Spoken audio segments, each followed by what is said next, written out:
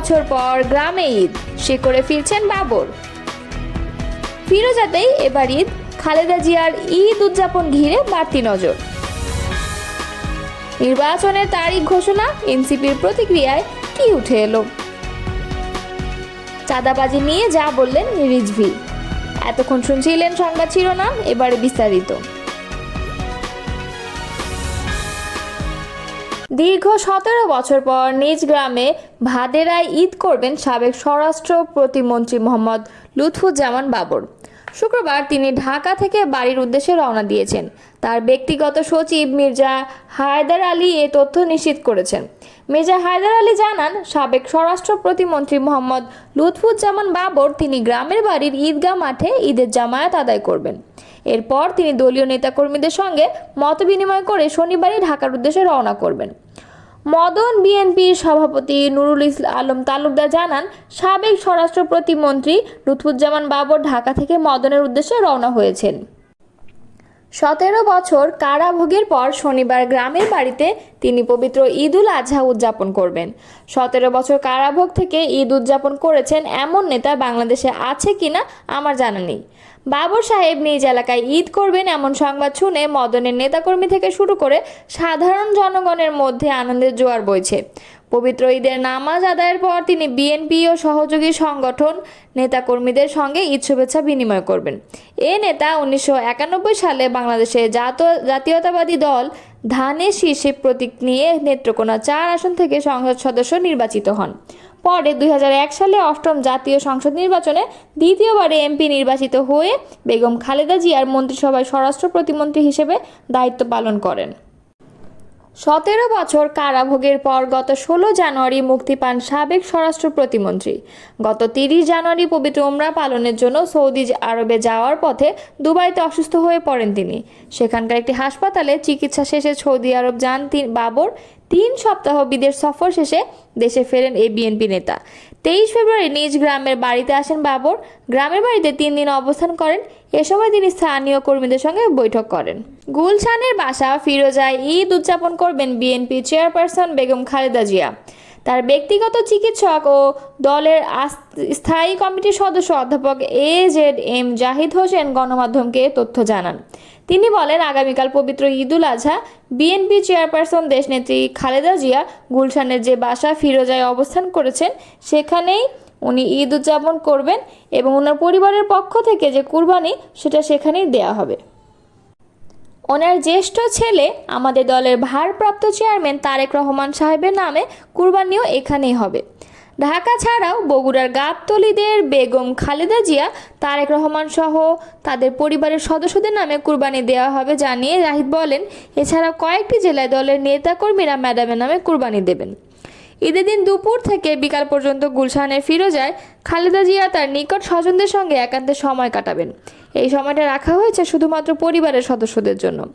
জাহিদ বলেন, ওনার মেজ বোন সেলিনা রহমান, ছোট ভাই শামীম ইস্কান্দার সহ তাদের পরিবার এবং ম্যাডামের ঘনিষ্ঠ নিকট আত্মীয় স্বজন যারা ঢাকা ঈদ করেছেন তারা মূলত ফিরোজায় এসে ম্যাডামের সঙ্গে ঈদের শুভেচ্ছা বিনিময় করবেন এবং ম্যাডাম তাদেরকে সময় দেবেন। দুপুরের খাবার উনি স্বজনদের নিয়েই খেতে চেয়েছেন।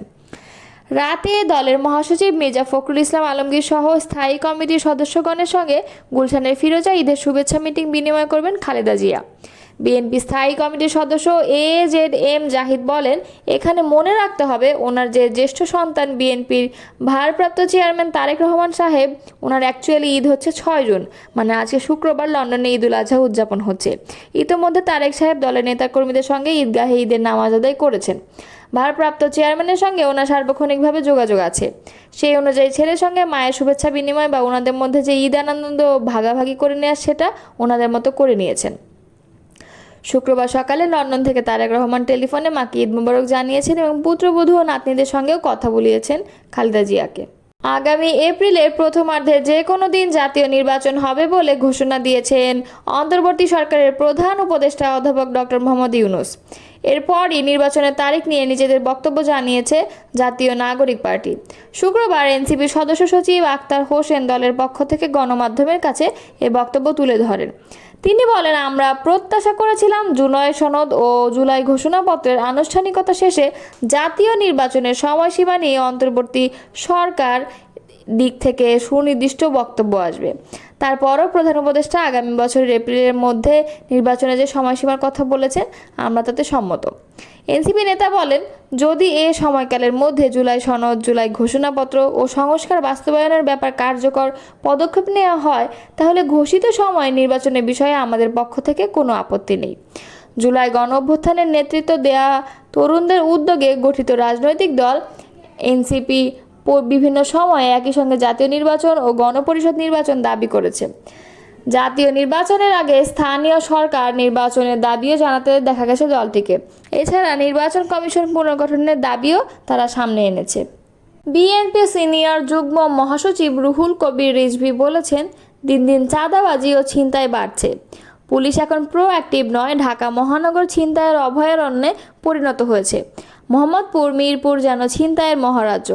শুক্রবার দুপুরে নয়াপল্টনে বিএনপির কেন্দ্রীয় কার্যালয়ের সংবাদ সম্মেলনে এসব কথা বলেন তিনি। রিজভী বলেন, জনগণ চায় আইনের শাসন, 3 বেলা খাবারের নিশ্চয়তা। মানুষ আশা করেছিল অন্তর্বর্তী সরকারের আমলে শান্তিতে থাকবে, ভোগান্তি কমবে, কিন্তু গত 3 দিনে মহাসড়কে যানবাহন আটকে গেছে। কোনো সড়কে 20 থেকে 25 কিলোমিটার যানজট। এর পাশাপাশি রয়েছে অতিরিক্ত ভাড়া আদায় ও চাঁদাবাজি। তিনি বলেন, সরকার আগে থেকে ব্যবস্থা নিলে সড়কে এমন দুর্ভোগ হতো না। সরকারে যদি আন্তরিকতা থাকে, তাহলে কেন দুর্ভোগ কমছে না? বিএনপির এই নেতা বলেন, নির্বাচিত নয় বলেই অরাজকতা, অস্থিরতা এ সরকারের নিয়ন্ত্রণে নেই। ভারত বাংলাদেশ সম্পর্ক নিয়ে রিজভী বলেন, ভারতের সঙ্গে বাংলাদেশের সম্পর্ক বৈরিতা তৈরি হয়েছে। প্রতিদিন বিদেশিদের বাংলাদেশি বলে পুশিং করছে ভারত।